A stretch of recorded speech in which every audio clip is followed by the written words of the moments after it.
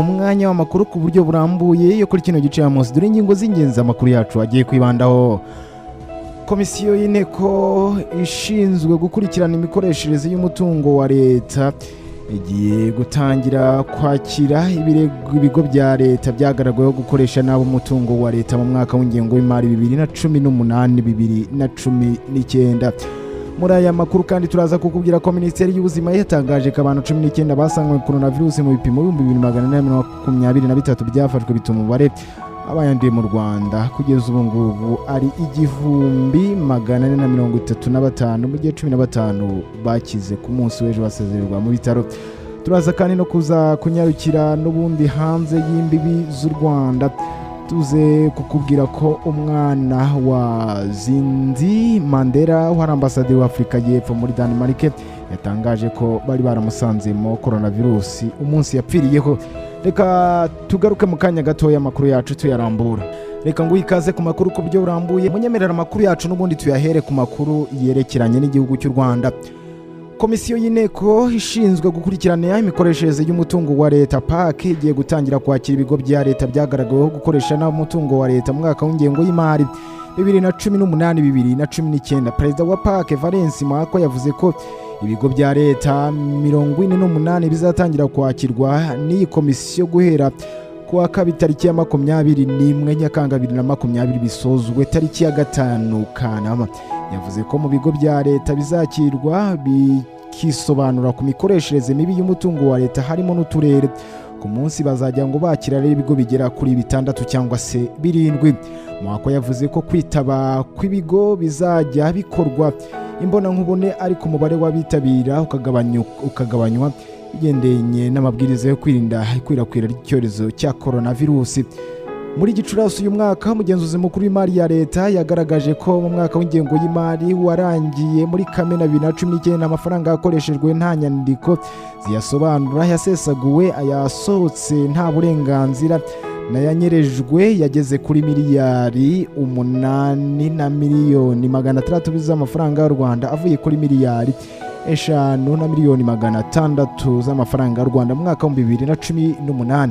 Raporo y'umugenzuzi mukuru w'imari ya leta igaragaza ko amafaranga yakoreshejwe nta nyandiko ziyasobanura, ayasohotse inyandiko zidahagije, yasesaguwe, yasohotse nta burenganzira nayanyerejwe cyangwa yasohotse mu buriganya yiyongereye ku kigero cya 51% ugereranyije n'umwaka ushize, bivuze ko yiyongereyeho hafi miliyari 3. Umugenzuzi mukuru w'imari ya leta Badia Birara aherutse rero kuvuga ko ibibazo gikomeye ari uko ibigo binini n'ibikora ubucuruzi ari byo bifite ibibazo byinshi by'imicungire y'imari ya leta. Ku bijyanye n'igipimo cyo gushyira mu bikorwa inama zitangwa n'ubugenzuzi cyagabanutseho 5% muri raporo y'umwaka wa 2018-2019 kuko zashyizwe mu bikorwa ku kigero cya 44% ugereranyije na 49% mu mwaka wa 2018.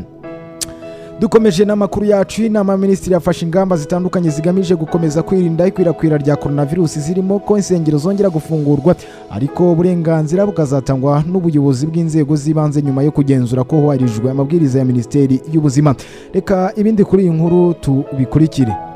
Icyemezo cyo gufungura insengero ni kimwe mu byafatiwe mu nama y'Abaminisitiri yateraniye muri Village Rugwiro kuri uyu wa gatatu iyobowe na Perezida Paul Kagame. Mu myanzuro yafatiwemo ukomeye kandi warutegerejwe cyane na benshi n'ujyanye n'ifungurwa ry'isengero kimwe n'ibindi bikorwa bihuriza abantu benshi hamwe, ibitaramo, insengero guhera ku itariki ya 15 Werurwe 2020 umunsi umwe nyuma y'uko Minisiteri y'Ubuzima itangaje ko mu Rwanda habonetse umurwayi wa mbere w'icyorezo cya coronavirus nibwo zafunzwe ndetse amakoraniro y'abantu benshi arahagarikwa. Mu itangazo ryo ku itariki ya 15 Nyakanga 2020 rikomorera insengero rigaragaza ko zemewe gukora ariko uburenganzira bwo gufungura buzajya butangwa n'ubuyobozi bw'inzego z'ibanze zimaze kugenzura ko hubahirijwe amabwiriza ya Minisiteri y'Ubuzima. Iri tangazo rivuga ko amabwiriza arambuye kuri iyi ngingo azatangwa na Minisiteri y'Ubutegetsi bw'Igihugu. Muri iyi minsi kandi intumwa za Minaroke zatangiye gusura amadini n'amatorero zireba ko yiteguye guterana hubahirizwa ingamba zo kwirinda coronavirus. Inama y'Abaminisitiri idasanzwe yo ku itariki ya 16 Kamena yari yatanze icyizere ku ifungurwa ry'isengero ku itariki ya 2 Nyakanga 2020 nyuma y'isesengura ry'inzego z'ubuzima byanatumye amadini atangira imyiteguro y'uburyo azaterana. Ihuriro ry'amadini n'amatorero mu Rwanda ryo ryagaragaje zimwe mu ngamba ryiteguye kubahirizwa hirinda coronavirus. Leta ngo niramuka ikomoye ibikorwa byo gusenga. Izo ngamba zari zirimo gushyiraho uburyo bwo gukaraba intoki, kandagira ukarabe cyangwa hand sanitizer, kugira utumashini dupima umuriro kandi abantu bagapimwa mbere yo kwinjira mu nyubako basengeramo, kwicaza mu rusengero bagasiga nibura metero imwe hagati y'umuntu n'undi, kwambara udupfukamunwa mu bihe by'amateraniro. Lick ivuga ko iteraniro rimwe ritagomba kurenza amasaha 2, ahasengerwa hakaba ari ahantu hari hasanzwe hateranirwa kandi hujuje ibisabwa. Harimo kandi no guteganya nibura isaha hagati y'amateraniro abera mu cyumba kimwe kugira ngo haboneke umwanya wo gusukura. Inama minisitiri kandi yakomoye ingendo hagati mu karere ka Rusizi kuba hatuye, ariko kukavamo ndetse n'ukajyamo byo bizakomeza gukumirwa keretse amakamyo atwara ibicuruzwa. Akarere ka Rusizi kuva mu mpera za Gicurasi 2020 kashyizwe mu bihe bidasanzwe, ndetse ubwandu bushya bwagaragayemo bufite isano ngo n'ingendo zambukiranya imipaka byatumye imwe mu mirenge ishyirwa muri gahunda ya guma mu rugo hirindwa ikwirakwira ry'icyorezo cya coronavirus. Iyi nama kandi yemeje ko gahunda yo gupima abantu COVID-19 izakomeza mu gihugu hose, udupfukamunwa tugakomeza kwambarwa igihe cyose umuntu agiye ahahurira n'abandi. Abacuruzi bashishikarizwa kwishyurana hifashishwa ikoranabuhanga. Ni mu gihe ingendo zibujijwe guhera saa 3 za nijoro kugeza saa 11 za mu gitondo. Uretse insengero kandi izindi serivisi zemerewe gukora, ibikorwa bya leta n'iby'abikorera ngo bizakomeza gukora, ariko urwego rugakoresha abakozi b'ingenzi, abandi bagakomeza gukorera mu rugo. Ubukerarugendo bwo mu gihugu n'ubukerarugendo mpuzamahanga buzakomeza. Hoteli zakomeza gukora ndetse zemerewe no kwakira inama hubarizwa amabwiriza yo kwirinda COVID-19. Hoteli zirashishikarizwa kandi kugira uruhare mu bukerarugendo bw'imbere mu gihugu. Ibikorwa bya siporo zikorewe hanze abantu bategeranye bizakomeza. Icyakora siporo ikorewe mu nyubako y'imyidagaduro gym irabujijwe. Moto zizakomeza gutwara abagenzi keretse mu duce twakizwe muri gahunda ya guma mu rugo. Abatwara moto barasabwa kubahiriza amabwiriza y'isuku no kwambara udupfukamunwa buri gihe. Ishyingirwa rikorewe imbere y'ubuyobozi rizakomeza, ariko ryitabirwe n'abantu 15. Imihango y'idini yo guherekeza, gusezera ku bapfuye mu rusengero izakomeza, ariko ikitabirwa n'abantu batarenze 30. Imihango yo gushyingira nayo ngo ntigomba kurenza abantu 30. Serivisi zikomeza gufungwa nk'uko bigaragara muri iri tangazo. Imipaka izakomeza gufungwa keretse ubwikorezi bw'ibicuruzwa. Abanyarwanda n'abandi bantu basanzwe batuye mu Rwanda bemerewe gutaha, ariko bagahita bashyirwa mu kato nk'uko amabwiriza y'inzego z'ubuzima biteganya. Abari mu kato ngo bishyura ikiguzi cya serivisi zose bahabwa. Amashuri azakomeza gufungwa kugeza muri Nzeri 2020. Amateraniro rusange cyangwa mu rugo arabujijwe. Ibikorwa by'imikino y'amahirwe bizakomeza gufungwa. Utubari tuzakomeza gufungwa. Naho mu makuru yerekeranye n'ubuzima, Minisiteri y'Ubuzima yatangaje ko abantu 19 basanganywe coronavirus mu bipimo 2423 byafashwe, bituma umubare w'abayanduye mu Rwanda ugera ku 1435 mu gihe 15 bayikize basezerwa mu bitaro. Abakize rero bose hamwe bagera kuri 752. Itangazo rya Minisante ryo ku munsi w'ejo tariki ya 15 Nyakanga 2020 rigaragaza ko abarwayi bashya bagaragaye Nyamasheke 12 ngo bapimiwe mu tugari turi mu kato. 3 bagaragaye Kigali, Nyamagabe hagaragaye 2, Rusizi naho hagaragara 2. Kuva umurwayi wa mbere wa COVID-19 iterwa n'agakoko ka coronavirus agaragaye mu Rwanda tariki ya 14 Werurwe 2020, abantu bagera ku 1435 bamaze kuyandura. Muri bo 752 barayikize, 679 barakitabagaho kwa muganga, mu gihe 4 bitabye Imana. Ni mu bipimo kandi bigera ku 1,194,802 bimaze gufatwa. Ibimenyetso bya coronavirus birimo inkorora, ibicurane, guhumeka bigoranye n'umuriro. Yandura binyuze mu matembabuzi aturuka mu myanya y'ubuhumekero. Abaturarwanda basabwa gukomeza kubahiriza amabwiriza ya leta yitabwa cyane cyane gukaraba intoki kenshi n'amazi meza n'isabune, kwambara udupfukamunwa n'amazuru mu gihe umuntu avuye mu rugo cyangwa ahuye n'abantu benshi. Munyemerere amakuru yacu n'ubundi tuyakomereze mu ntara y'Uburasirazuba. Polisi ikorera mu karere ka Nyagatare mu murenge wa Rwimiyaga yakoze igikorwa cyo gufata abantu bari mu bikorwa by'ubucuruzi bw'ibiyobyabwenge. 2 bafatianwe ibiro 4 by'urumogi, abandi 2 bari bamaze iminsi ngo bashakishwa kubera kwinjiza mu gihugu ikiyobyabwenge cya Kanyanga. Bose bafashwe rero tariki ya 14 Nyakanga bafatirwa mu tugari twa Kabeza na Rwimiyaga twose two mu murenge wa Rwimiyaga mu karere ka Nyagatare. Umuvugizi wa polisi mu ntara y'Uburasirazuba Chief Inspector of Police Hamadu Twizeyimana yavuze ko Nsengiyumva Kudei w'imyaka 37 y'amavuko na Musabyimana Emmanuel w'imyaka 33 bafatanweho ibiro 4 by'urumogi, naho Nsengiyaremye Bosco w'imyaka 24 bakunze kwita Kanyarutoki na Nshimiyimana Jean Claude w'imyaka 25 bafashwe nyuma y'igihe bashakishwa kubera kwinjiza mu gihugu cy'uburyabwenge cya Kanyanga. CIP Twizeyimana yavuze ko Musabyimana na Nsengiyumva bafashwe biturutse ku makuru yatanzwe n'umuturage. Bafashwe rero bahetse urumogi ibiro 4 kuri moto ifite ibirango RE 683N ya Musabyimana ari nawe wari uyitwaye. Nsengiyumva Kudi ni umwe mu baherutse kuva mu kigo ngororamuco cya Iwawa tariki ya 30 Kamena uyu mwaka. Amaze gufatwa yavuze ko urumogi yarwohererezwaga n'umunyatanzania akajya kurufata ku cyambu cy'Akagera ahitwa Cyamnyana. CIP Twizeyimana akomeza avuga ko Nshimiyimana na Nsengiyaremye bari bamaze iminsi bashakishwa n'inzego z'umutekano nyuma yaho bari bamaze igihe binjiza mu gihugu cy'uburyabwenge cya Kanyanga bagacika. Umuvugizi wa polisi mu ntara y'Iburasirazuba yasabye abantu kwirinda ibikorwa byabashora mu byaha ahubwo bagashaka imirimo yindi bakora igiye itandukanye.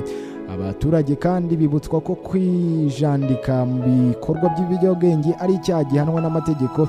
Basabwa rero kubyirinda ahubwo bakajya bihutira gutanga amakuru igihe hari ubwo babibonanye. Itegeko nomero 38/2018 ryo kuwa 30 kwezi kwa 8 2018 riteganya ibyaha n'ibihano muri rusange. Ingingo ya 133 ivuga ko umuntu wese ukora, uhinga, uhindura, utunda, ubika, undi ugurisha mu gihugu ibiyobyabwenge cyangwa urusobe rw'imiti ikoreshwa nkabyo mu buryo bunyuranyije n'amategeko abakoze icyaha. Iyo abihamijwe n'urukiko ahanishwa igifungo cya burundu n'ihazabu y'amafaranga y'u Rwanda arenze miliyoni 20 z'amafaranga y'u Rwanda ariko atarenze miliyoni 30 z'amafaranga y'u Rwanda ku byerekeye ibiyobyabwenge bihambaye. Kuri iyo nkuru kandi ni naho dusoreje amakuru yarirekeranye n'igihugu cy'u Rwanda. Munyemerere dufata akaruhuko gatoya hanyuma tugaruke turebera hamwe n'amakuru avugwa hanze y'imbibi z'u Rwanda.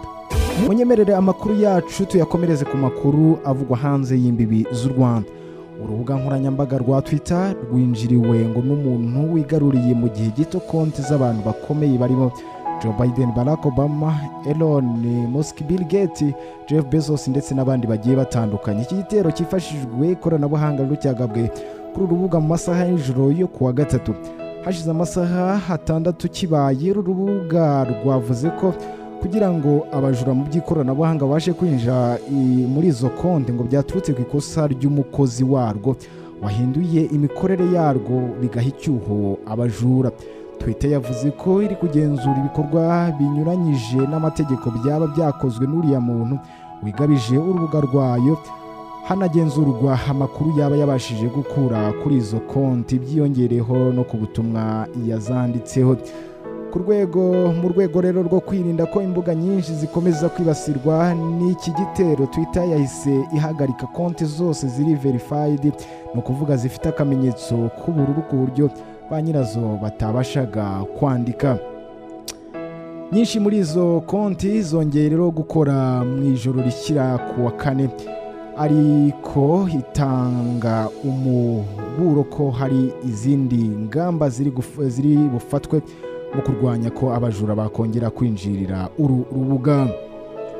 Tugana ku musozo w'amakuru yacu, reka tunanyarukire kuri no nkuru. Umwana wa Zinzi Mandela wa ambasaderi wa Afrika y'Epfo muri Denmark yatangaje ko bari baramusanzemo coronavirus umunsi yapfiriyeho. Zindi ni umukobwa muto mu bana ba Nelson Mandela, perezida wa mbere w'umwirabura wa Afrika y'Epfo n'imirimbanyi yo kwamagana apartheid.